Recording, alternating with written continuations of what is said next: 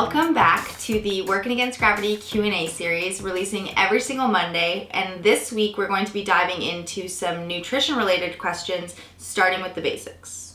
Macros is just a short form for macronutrients. Your three main macronutrients are going to be carbs, fats, and proteins.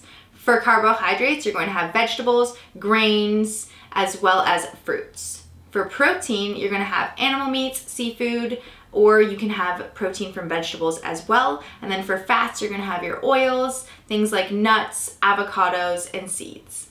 Tracking your macros is really not as confusing as you might think. Tracking your macros is something you hear all the time these days. It's gotten a lot more popular over the past few years, and it really is just as simple as understanding the food that you're putting into your body. We all know what calories are. Macronutrients is just a more specified way of differentiating where those calories are coming from. So you eat a turkey sandwich with some mayo, avocado, mustard, tomatoes, onions, lettuce, you're going to have an idea of what types of macronutrients are coming from which ingredients. It's just giving you a little bit more awareness of what's being put into your body so you can have a better understanding of what makes you feel really awesome and what might make you feel awful at the same time. Tracking your macros is another way to see how balanced your diet is as a whole. If I tell you just to eat 3,000 calories, you really could get 3,000 calories from anything, from tomatoes, from trail mix, from Ben & Jerry's. But when you're tracking the macronutrients that are in your food, you're making sure you're getting a different amount of carbohydrates,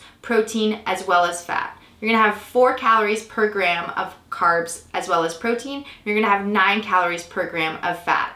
This helps you make sure that you're getting vegetables in your diet, make sure you're getting fruit in your diet. It also helps you become more aware of the different sources that you're getting protein and more aware of where you're getting your fat from as well. The question, what set of macros works best for me, is a really hard question to answer. Each and every single one of us is completely individual. There's definitely no one size fits all approach. So what might work for you might not work for me. What makes you feel amazing might not make me feel amazing. So just some of the things that we take into consideration when creating a nutrition program for somebody is your height, your age, your body composition, your body weight, your preferences, your intensity, style, type, and frequency of your exercise, as well as your previous history with food and your current food practices. All of these things are going to be taken into account to make sure that the program is completely individual to you.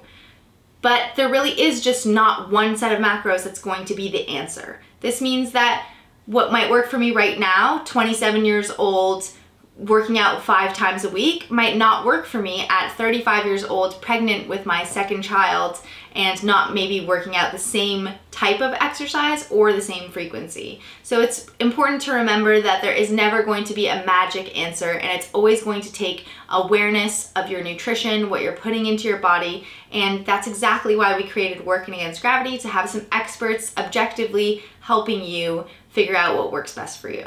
Next week on Monday, we're going to be diving a little bit deeper into nutrition and living a healthy lifestyle to give you a little bit more clarity around what it is we do and what you can implement in your life. So until then, let us know what you're thinking in the comments and post any questions that you have so we can answer your questions too.